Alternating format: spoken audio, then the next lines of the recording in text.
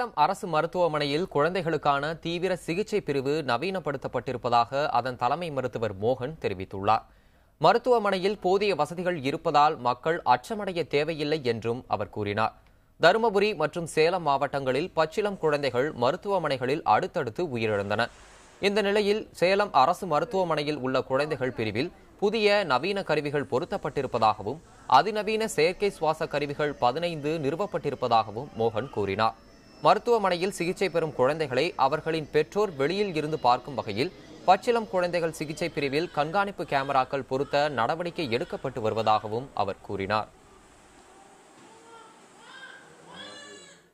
பிறந்த சிசுக்களுக்கென்று பிரத்யேகமாக வடிவமைக்கப்பட்ட நவீன வென்டிலேட்டர் கருவிகள், செயற்கை சுவாச கருவிகள் 15 பொருத்தப்பட்டிருக்கிறது லெவல் 3ல்.